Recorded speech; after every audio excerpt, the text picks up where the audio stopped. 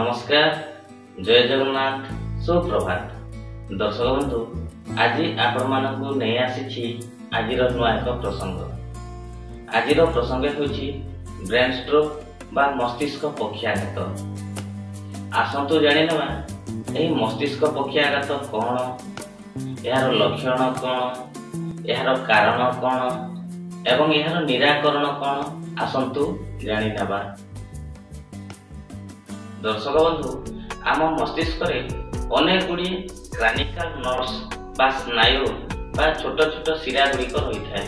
जदिओ से शिरा रक्त प्रवाह रे बाधा प्राप्त हुए बा ब्लड क्लटिंग होता है, सेतेबेले एही मस्तिष्क प्रदाह बा एही ब्रेन स्ट्रोक बा एही मस्तिष्क पक्षाघात सृष्टि होता है। एही मस्तिष्क पक्षाघातटी हठात सृष्टि हुए एवं तत्क्षणात शरीर अनेक गुड़िए क्षति करिथाय बा विभिन्न अंग को पैरालाइसिस मध्य करिथाय।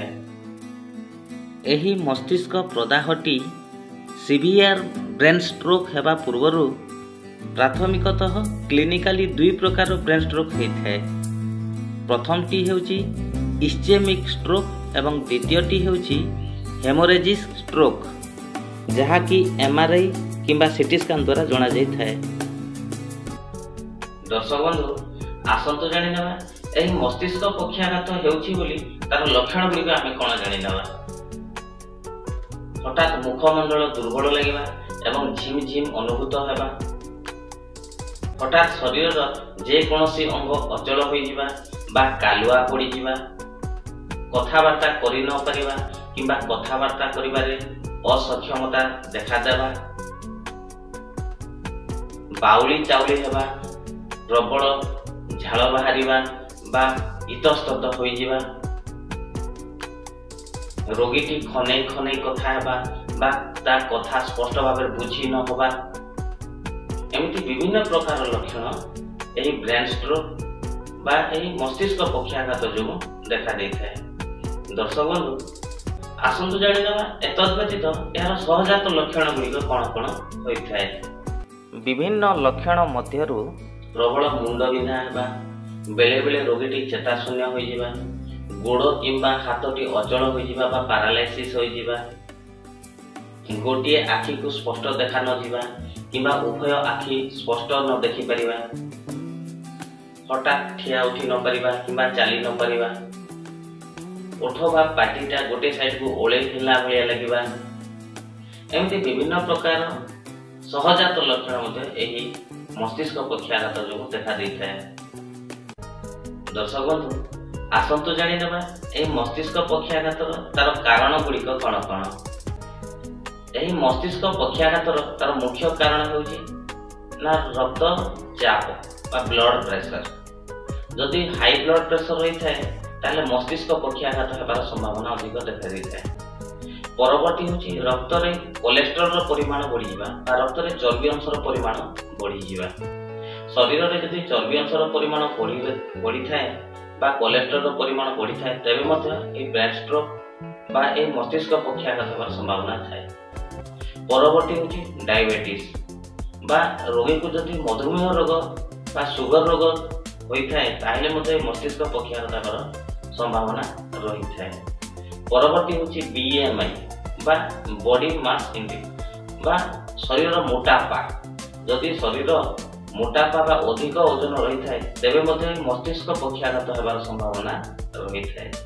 परवर्ती होची धूमपान सेवन करिबा, मद्यपान सेवन करिबा, अधिक परिमाण अल्कोहल बा निकोटिन जनित गुटखा, बीड़ी, सिगारेट बा मादक द्रव्य सेवन करिबा जो मध्य एही मस्तिष्क पक्षाघात हेबार संभावना अधिक देखा देइथाय।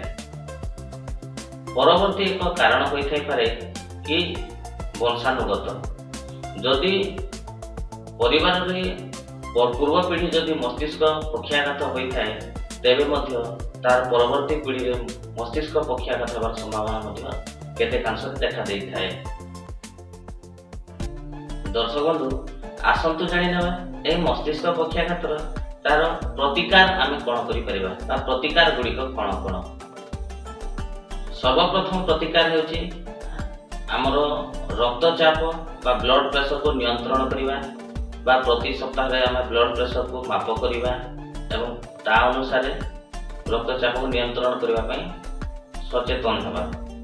परवर्ती होची ना मधुमेह बा सुगर बा डायबिटीज को नियंत्रण करवा।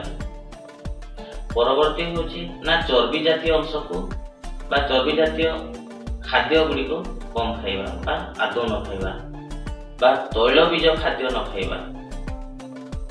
परवर्ती होची धूमपान बंद करवा, मद्यपान बंद करवा बा निशा द्रव्य ठारू आमे दूरे रहिबा। परवर्ती होची शरीर ओजन को आमे नियंत्रण रखिबा बा शरीर ओजन को सठिक भाव रे हमर बॉडी मास इंडेक्स को नियंत्रण कर रखिबा। परवर्ती होची प्रातः भ्रमण करवा बा शारीरिक व्यायाम और परिश्रम करवा।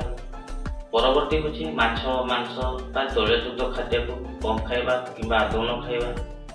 दर्शक बंधु, जदि मस्तिष्क प्रवाह लक्षण देखिले हम तुरंत कौन करिबा बा प्रथमे कौन करबा उचित? मस्तिष्क प्रवाह प्रथम रु 4 घंटा होची गोल्डन आवर। एही 4 घंटा भितर जदि आम रोगी को उच्च डाक्तरखाना को नेबा बा भल डाक्तरखाना रे जदि तार चिकित्सा करबा ताले रोगी निश्चित सफल सुस्थ होबो।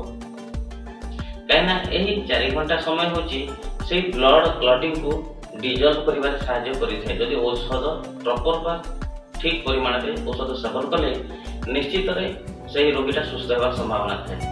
झड़ा फंका किंबा अंधविश्वास ठारू गुणिगारी ठारू दूरे रुहतु एवं तुरंत रोगी को डाक्तरखाना को नहीं जाते। जदि रोगी मस्तिष्क पक्षाघात होबार लक्षण आपण देखुथांती ताले रोगी को हाथ उठेबा को कहंतु, तुरंत ताको हसीबा को कहंतु, कथा हेबा को कहंतु।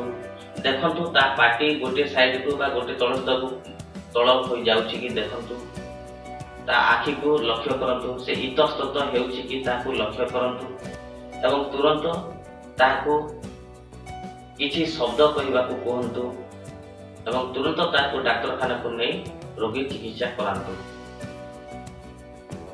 दर्शक बंधु, आज भिडियो आपको केमिति लगिला निश्चित मतामत देवे, सांगसाथी गहन रे शेयर करेंगे, लाइक करवा और सब्सक्राइब करवाटा जमार भूलिबे नहीं।